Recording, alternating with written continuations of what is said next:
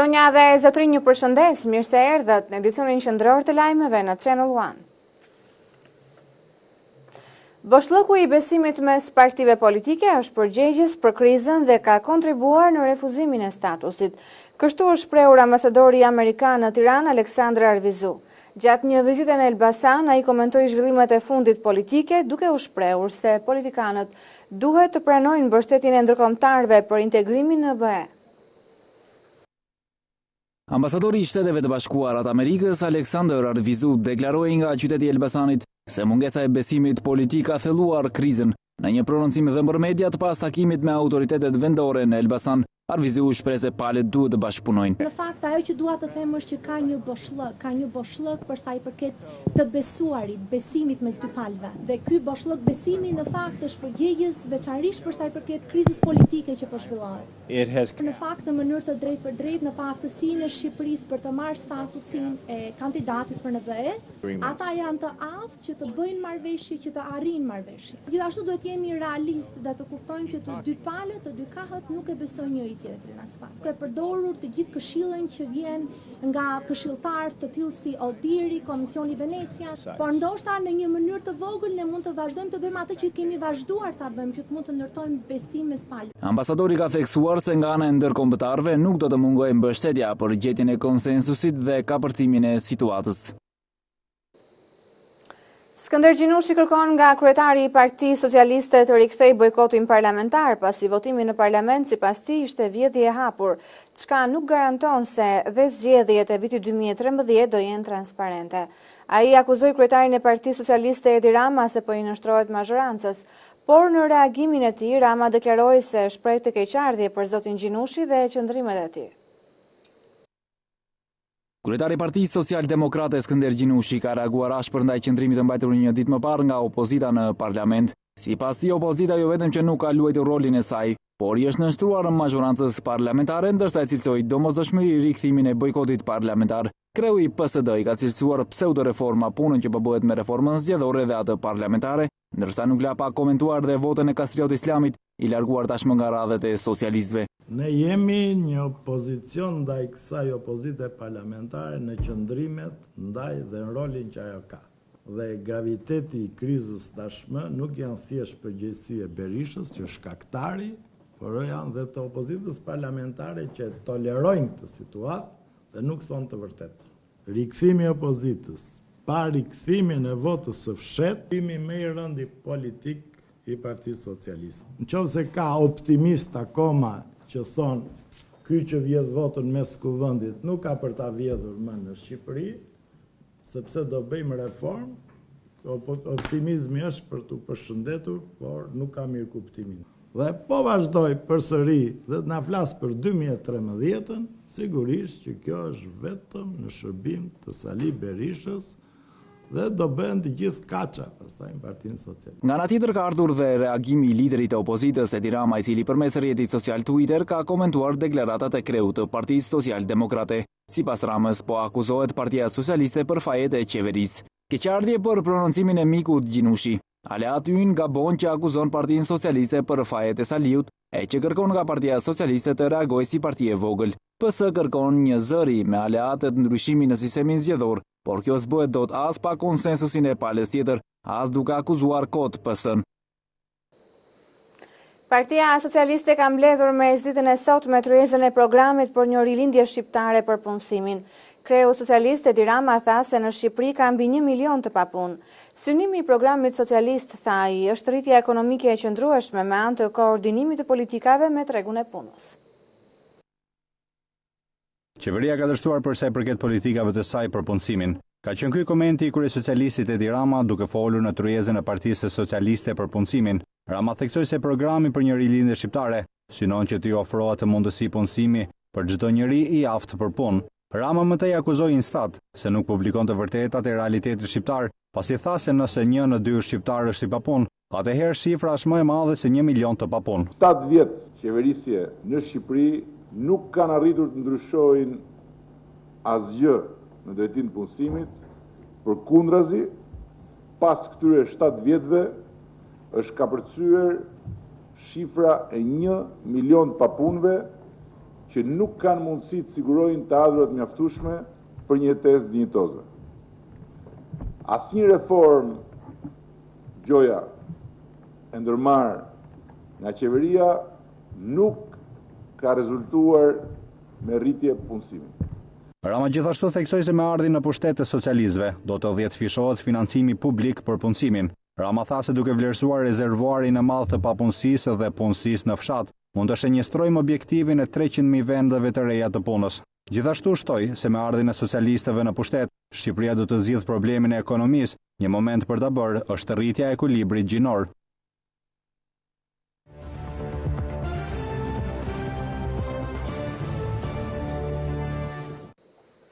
Lufta kundër trafikut të drogës është prioritet i qeverisë shqiptare dhe forcimi i ligjit ka ndikuar në uljen e trafikut të drogës. Pavarësisht kësaj, Shqipëria mbetet akoma një vend i kultivimit të lëndëve narkotike. Kështu është shprehur ministri i Brendshëm Bujar Nishani gjatë një aktiviteti për luftën kundër drogës, ndërsa ambasadori i OSBE në Tiranë, Eugen Wolfart, i pranishëm në aktivitet, kërkoi bashkëpunim mes pushtetit vendor dhe policisë në luftën kundër trafikimit të lëndëve narkotike. Ambasadori i OSBE-s në Tiranë, Eugen Wolfart, e cilësoi punën e policisë në luftën kundër trafikeve si mjaft efikase. Në takimin për parandalimin dhe luftën kundër kultivimit të bimëve narkotike, Wolfart theksoi se duhet një bashkëpunim i gjithë institucioneve për shmangjen e kultivimit të drogës. Eliminimi i çdo kultivimi të bimëve narkotike në territorin shqiptar është një çështje me interes kombëtar. Prodhimi dhe konsumimi i narkotikëve të paligjshëm sfidojnë shtetin e së drejtës, ekonominë, shëndetin publik, siç do të bënin në çdo vend tjetër. Krimi i kultivimit të paligjshëm nuk është i vetëm, me të vinë edhe shumë krime të tjera. Kjo tregon qartë se policia e shtetit nuk mund të bëjë gjithçka e vetme për ta zhdukur këtë problem. Ndërkaq, ministri i Brendshëm Bujar Nishani ka kërkuar nga policia të shfrytëzojë ligjin antimafia. Nishani u shpreh se janë hartuar plane veprimi për luftën kundër kultivimit të lëndëve narkotike. Faza e parë është sensibilizuese dhe zgjat deri në fund të muajit maj dhe pastaj në fazën e dytë do aplikohet plani operacional. Kanabisi ende prodhohet qartësisht në shkallë të gjerë në Shqipëri. Dhe autoritetet shqiptare kanë rritur në ndjeshëm nivelin e sekuestrimit të kanabis në 2010. Përsëri, fal një përpjekje të vazhdueshme të përqendruar të autoritetet për të goditur trafikun e kanabis. 307 kg marijuanë janë sekuestruar në një tjetër operacion të policisë së Gjirokastrës. Sipas policisë, 3 persona janë vënë në pranga dhe 6 të tjerë janë shpallur në kërkim.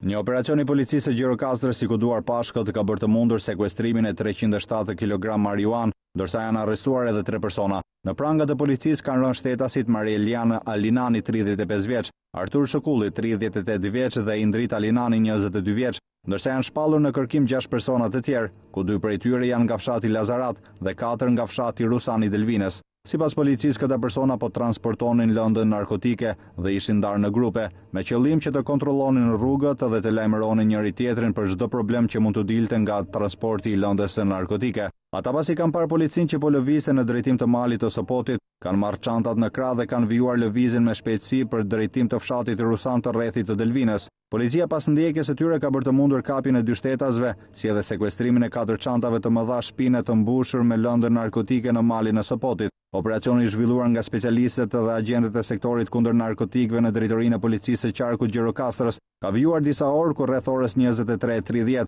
është bërë mundur që në një ndërtesë të braktisur në fshatin Rusan të rrethit të Delvines të gjendej sasia tjetër e lëndës narkotike, si edhe arrestimin e flagrancë e një tjetër shtetasi që ruante lëndën narkotike dhe konkretisht në këtë ndërtesë u gjetën dhe u sekuestruan edhe 6 çanta të tjera të mbushura me pako me lëndën narkotike. Sipas policisë, gjithsej gjatë operacionit u sekuestruan 10 çanta shpine të mbushur me pako me lëndë narkotike. Sipas policisë, këta persona vepronin në grup të mirë organizuar me aktivitet kriminal në fushën e trafikut të lëndëve narkotike. Do të vijojmë me një tjetër material. Kreu i urdhri i mjekut ka promovuar kodin e ri të etikës mjekësore. I pranishëm në promovim, ministri i Shëndetësisë Petrit Vasili tha se ky kod ezauron një element kyç të raportit mjek-pacient. Sipas kodit të ri të etikës, mjekët mund të humbasin licencën e tyre nëse nuk mbajnë të informuar pacientët për patologjitë e tyre dhe nuk duhet në asnjë mënyrë të gabojnë në mjekimin e tyre. Ky penalizim është i parashikuar në hartimin e ri të etikës së mjekëve. Sipas ministrit të Shëndetësisë Petrit Vasili, marrëdhëniet mjek-pacient rregullohen përmes këtij kodi. Themeli mbi cilin ndërtohen marrëdhëniet etike të personelit mjekësor dhe të cilat kushtëzojnë edhe raportin e tyre me pacientët dhe me familjarët përgjithësi. Një nga elementet të cilët u vuni provë të fortë ishte padyshim raporti i ri etik që u krijua ndërmjet publikut gjerë në përgjithësi dhe klasë mjekësore në veçanti. Ka shumë punë për të bërë që ky kod të asimilohet tërësisht nga profesionistët e gjitha niveleve. Çdo personazh që ndodhet në të, qoftë ky dhe jo figurë e parë, është mjaftueshmërisht i dëmshëm në rast se ai etikisht nuk sillet ashtu sikurse kodet e etikës dhe etika mërgjësie kërkon. Në kryeqytet deri tani rezultojnë 10 ankesa për mos zbatim të etikës nga ana e mjekëve ndaj pacientëve. Nga ana tjetër, nuk ngelet më pak problematike dhe mitëmarrja ku qytetarët shpesh herë ankohen se paguajnë rrishfet për shërbimet mjekësore. Bashkia e Tiranës ka nisur kompensimin në faturën e ujit për 8.000 familjet kryeqytetase që e kanë paguar taksën e pastrimit prej 420 lekësh bashkë me faturën e ujit në muajt e parë të këtij viti. Bashkia e Tiranës ka nisur kompensimin në faturën e ujit për 8.000 familjet kryeqytetase që e kanë paguar taksën e pastrimit prej 4.200 lekësh bashkë me faturën e ujit në muajt e parë të këtij viti. Të drejtën e përfitimit në këtë rast e kanë vetëm ato kategori që janë të përjashtuar në pagesën e taksës së pastrimit. Lista e depozituar nga Bashkia e Tiranës pranë zyrave të ujësjelljes kanalizimeve të Tiranës do të bëjë kompensimin muajve të cilët janë bërë pagesat e parë, kompensim ky që do të vazhdojë edhe muajt në vijim derisa të bëhet kompensimi total. Kategoritë përfituese në këtë rast janë pensionistët, veteranët, invalidët e luftës dhe të punës, përfituesit e ndihmës ekonomike, të verbrit, të sëmurët, paraplegjikët dhe tetraplegjikët. Autoritetet e ujësjellësit u bëjnë thirrje e qytetarëve të depozitojnë dokumentacionet përkatëse për të marrë kompensimin duke i adresuar ata në 5 qendrat në Tiranë, ku ka zyra të marrëdhënieve me publikun të ujësjelljes kanalizimeve të Tiranës. Prodhohet karta e 3 milion të identitetit në vend. Ministri i Brendshëm Bujar Nishani gjatë një vizite në qendrën e prodhimit të letër njoftimeve Aleat e vlerësoi si mjaft të suksesshëm procesin e pajisjes së qytetarëve me letër njoftimet elektronike. Shqipëria ka prodhuar kartën e 3 milion të identitetit. Ministri i Brendshëm Bujar Nishani gjatë një vizite në qendrën e prodhimit të letër njoftimeve Aleat e vlerësoi si mjaft të suksesshëm procesin e pajisjes së qytetarëve me letër njoftimet elektronike. Ky produkt ofron përbën një nga arritjet më serioze të qeverisë shqiptare për të ofruar shërbime dinjitoze për qytetarët e vendit. Gjithashtu Nishani ka nënvizuar se procesi është faktuar tashmë si një sukses, ndonse kur nisi pati shumë dyshime dhe shumë njerëz skeptik për këtë. Projekti ambicioz i qeverisë shqiptare, niveli i lartë dhe cilësia e ofruar nga kompania Alat, bashkëpunimi dhe interesi i qytetarëve shqiptarë, bën të mundur arritjen e një standardi të lakmueshëm në aspektin e identitetit të qytetarëve, por dhe lehtësimit më pas të marrjes dhe përfitimit të shërbimeve të ndryshme duke përdorur letër njoftimin elektronik nga ana e qytetarëve shqiptarë. Nishani tha se kartat e identitetit kanë qenë element sigurie, ndërsa shtoi se së shpejti do të hapet edhe zyra për aplikimin e letër njoftimeve elektronike edhe në New York. Shoqata e ushtarakëve në rezervë ka kërkuar ndërhyrjen e avokatit të popullit për t'i drejtuar gjykatës kushtetuese për problemet e tyre, siç është ai i uljes së pensioneve suplementare dhe rritja e kontributit të tyre. Për këto pakënaqësi, ushtarakët në rezervë, përveç se gjykatës kushtetuese, do të drejtohen edhe institucioneve europiane. Shoqata e ushtarakëve në rezervë përmes avokatit të popullit ka kërkuar zgjidhje të problemit të tyre për uljen e pensionit suplementar dhe rritjen e kontributit të tyre. Kjo shoqatë kërkon ndihmën e këtij institucioni për t'u drejtuar gjykatës kushtetuese dhe nëse është e nevojshme edhe institucioneve ndërkombëtare. Gjykata kushtetuese duhet të kërkojë zbatimin e 2 vendimeve të saj nga ana e institucioneve përkatëse, pohoi Mehdi Pogace, presidenti shoqatës së ushtarakëve në rezervë. Ndërsa problemi më i madh qëndron tek ushtarakët që janë pension parakoshëm. Për shkak të pagës mesatare referuese, të cilën e ktheu qeveria nga pagë referuese bruto në pagë referuese neto, natyrisht që një pjesë e pensioneve të parakoshme tashmë nga llogaritja janë ulur në masën e pensionit minimal.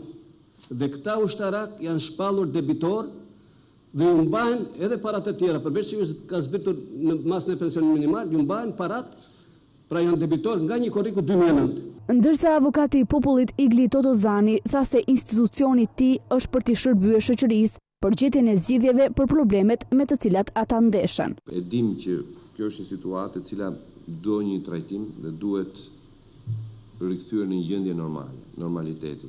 Jemi të hapur, kjo është një mbledhje e parë, por jemi të hapur që bashkarisht të shkëmbejmë mendime për të gjetur rrugët më të mira për mbrojtjen e interesave tuaj të ligjshëm dhe të drejtave. Avokati i popullit tha se do të mbështes kërkesat e ushtarakëve në rezervë të dalë në pension ku me ndryshimet e bëra në ligj.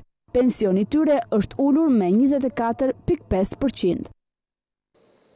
Shqiptarët jo vetëm që duhet të njohin kinezën si gjuhë të huaj të dytë, por do të kenë gati edhe vendin ku duhet të mësojnë këtë gjuhë. Pranë Universitetit të Tiranës do të ndërtohet Instituti i Konfucit. Ministri i Arsimit Myqerem Tafaj thotë se vendimi është zyrtarizuar pas vizitës së tij në Kinë.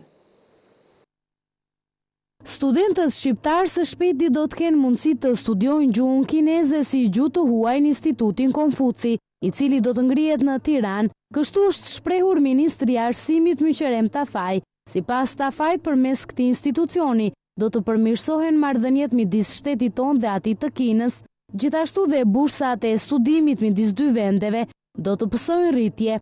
Dhe një nga temat qendrore të diskutimeve ishte ngritja e Institutit Konfuci në Tiranë, pranë Universitetit të Tiranës, si një qendër e cila do t'i shërbejë mësimit të gjuhës kineze dhe parapjes së kulturës kineze, dhe ne kemi rënë dakord që të ngrejmë Institutin Konfuci në Tiranë. Ndërkohë, një nga temat shumë të rëndësishme të diskutimit ishte shkëmbimi i studentëve dhe i profesorëve. Vëmendja u përqendrua tek shkëmbimi i studentëve shqiptarë që mësojnë gjuhën kineze për të bërë një semestër ose një vit studime në universitetet kineze, dhe kryesisht në Universitetin e Gjuhëve të Huaja në Kinë, dhe shumë e rëndësishme është edhe sjellja e studentëve kinezë që mësojnë gjuhën shqipe. Ministri Tafaj gjithashtu firmosi një marrëveshje me Fondacionin Shqiptaro-Amerikan për zhvillimin përmes të cilës do të zbatohet një praktikë edukuese, njëkohësisht dhe orientuese për përgatitjen e të rinjve në tregun e punës.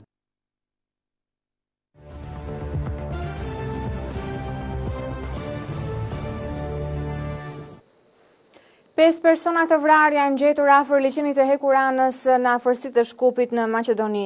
Burimet policore ende nuk kanë informacione se në çfarë thanash ka ndodhur këtë vrasje.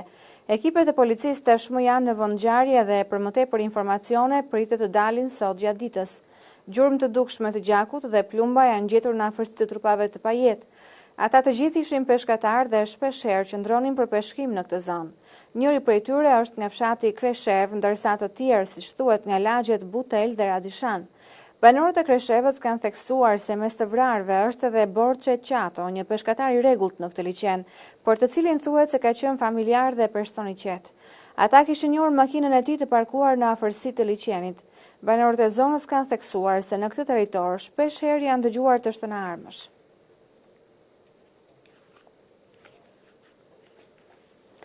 Gjatë një fjale të mbajtur në Institutin Brookings, drejtoresha e përgjithshme e FMN, Christine Lagarde, dha sugjerimet lidhur me raportet e reja në skenën politike greke.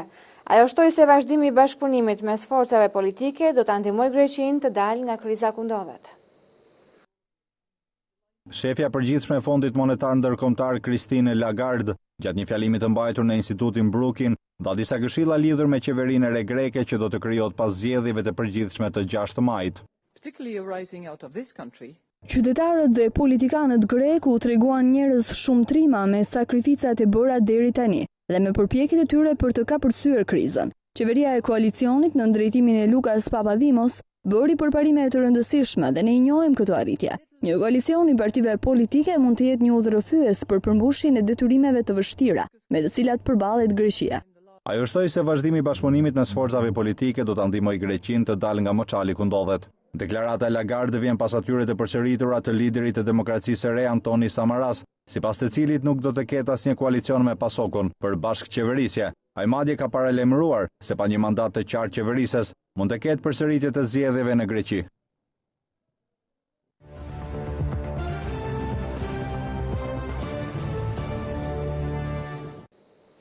Nuk kanë të mbaruar lëkundjet e tokës. Pas tërmeteve në Indonezi dhe Amerikën e Veriut, një tjetër tërmet është regjistruar edhe në Europë. Një tërmet me magnitudë 4.2 ballë të shkallës Richter goditi në mëngjes qytetin Palermo të Italisë. Sipas mbrojtjes civile lokale, nuk është regjistruar ende ndonjë viktim apo dëme materiale, edhe pse lëkundjet e tokës shkaktuan panik në popullatën e ishullit. Sipas Institutit Italian të Gjeofizikës, epicendra e tërmetit ishte rreth 30 km larg Bregdetit në veri të Palermos, në një thellësi prej 15 kilometrash. Një numër banorësh dolën nga shtëpitë e tyre pas tërmetit që u ndje edhe në lokalitetet të tjera si Trapani, Maksara del Vallo dhe Alcamo.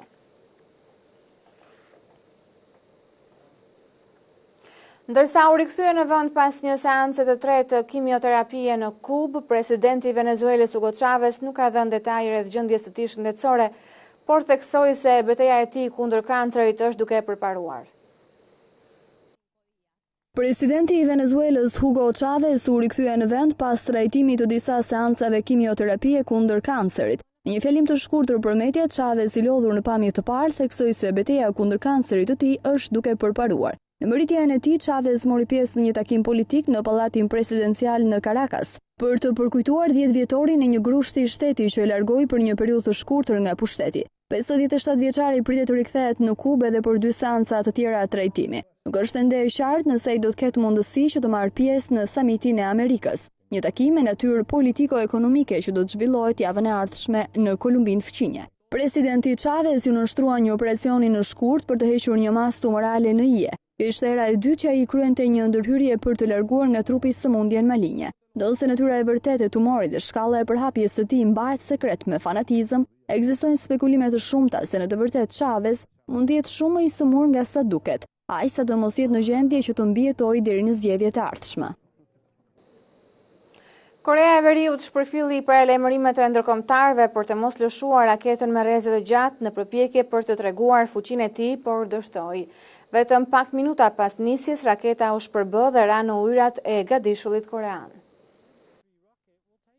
Pavarësisht kundërshtive të mëdha, Korea e Veriut ka lëshuar raketën me rrezë të gjatë, por vendet fqinje të saj thonë se procesi dështoi pak pasi raketa u ngrit në ajër. Raketa e quajtur Unha-3, e cila shihet nga opinioni ndërkombëtar si një test i ndaluar, u nis nga veriperëndimi i Koresë së Veriut të premten. Por zyrtarët japonez dhe koreano-jugor thanë se ajo fluturoi vetëm për disa minuta para se të binte në ujërat e gadishullit korean. Ende nuk ka pasur asnjë komunikim nga Korea e Veriut për lëshimin. Korea e Veriut tha se qëllimi i raketës ishte për të hedhur një satelit në orbit, një lëvizje që shënon 100 vjetorin e lindjes së themeluesit kombëtar Kim Il-sung. SBA-ja dhe vendet e tjera thonë se lëshimi përbënte një provë të maskuar për një raketë me rrezë më të gjatë, një teknologji e ndaluar kjo sipas rezolutave të OKB-s. Në një deklaratë, Shtëpia e Bardhë dënoi nisjen pavarësisht dështimit të saj. Organizata e Kombeve të Bashkuara do të dërgojë vëzhgues në Siri për të mbikëqyrur zbatimin e armëpushimit pas ditës së parë, gjatë së cilës palët akuzuan njëra tjetrën për shkelje. Damasku përgjigj se do të pranojë ekipin e monitoruesve. Një ditë pas armëpushimit nga ana e qeverisë siriane, ndërkombëtarët së bashku me Shtetet e Bashkuara po shohin mundësinë e dërgimit të një misioni monitoruesish prej 30 vëzhguesish të paarmatosur në Siri. Vëzhguesit në fjalë do të mbikëqyrin armëpushimin që ka nisur të zbatohet në vend, pavarësisht se pati një të vrarë nga 10 në ditë që kishte qenë shifra normale e javëve të fundit. Ambasadorët e 5 vendeve me fuqi vetoje, përfshi të Kinës dhe Rusisë, të cilët kanë hedhur më parë poshtë disa plane të ndryshme rreth Sirisë, janë shprehur në mbështetje të idesë së monitoruesve. Nëse do të zbatohet plani, vëzhguesit do të kenë akses në zonat më të goditura nga konflikti, midis qeverisë së Asad dhe kryengritësve. Ata do të verifikojnë nëse ushtria është tërhequr e gjitha nga qendrat e banuara dhe nëse rebelët po i përmbahen planit për të mos provokuar autoritetet. Duke përfituar nga tërheqja e ushtrisë, protesta në shkallë madhore kundër qeverisë së Asad u mbajtën në disa qytete kryesore, ndërsa disa grupe opozitare kërkuan një marshim kombëtar kundër autoriteteve pas lutjeve të ditës së premte. Ekonomia kineze ka prekur normën më të ulët në gati 3 vjet. Sipas zyrës kombëtare të statistikave, produkti i brendshëm bruto u rrit me 8.1% në 3 mujorin e parë, ndërkohë që në 3 mujorin e fundit të vitit 2011 rritja ishte 8.9%. Analistët shprehen se kërkesa globale për eksporte nga Kina mund të vazhdojë të mbetet në nivele të ulta. Kriza botërore së fundmi ka prekur edhe Kinën. Ekonomia e shtetit të dytë më të madh në botë ngadalsoi hapin e rritjes ekonomike në 8.1% në 3 mujorin e saj të parë. Sipas autoriteteve vendase, kjo shifër është më e ulta në pothuajse 3 vjet. Sipas parashikimeve, pritej një tkurrje në 8.3%, por të dhënat flasin për një rritje lehtësisht më të ulët. Besohet se ekonomia kineze është dëmtuar nga rënja e fuqisë blerëse të 2 tregjeve të tjerë më të mëdhenj në botë, ai amerikan dhe europian. Të dhënat zyrtare u publikuan 24 orë pasi Banka Botërore parashikoi një ngadalësim të vazhdueshëm gjatë gjithë 2012-s për Kinën. Një ndikim në këtë situatë ekonomike ka edhe rënja graduale e eksporteve, ndikuar dhe nga politikat e autoriteteve për të mbajtur nën kontroll inflacionin pas rekordit prej 6.5% të korrikut të një viti më parë. Megjithatë, ndërsa vendet e tjera janë duke u përpjekur të shmangin recesionin, ekonomia kineze me ngadalësim vazhdon të kuptojë një rritje prej 7 deri në 8%, e cila nëse do të jetë stabil në vitet në vazhdim, mund të rendisë ekonominë e vendit më të populluar në botë në vendin e parë, me ekonominë më të fuqishme në vitin 2025. Ka qenë gjithçka kishim përgatitur për këtë edicion, ndërkohë që transmetimet tona mund t'i ndiqni edhe në website-in tonë në adresën channelviz1.al. Duke ju falënderuar për vëmendjen, bashkë mirupafshim.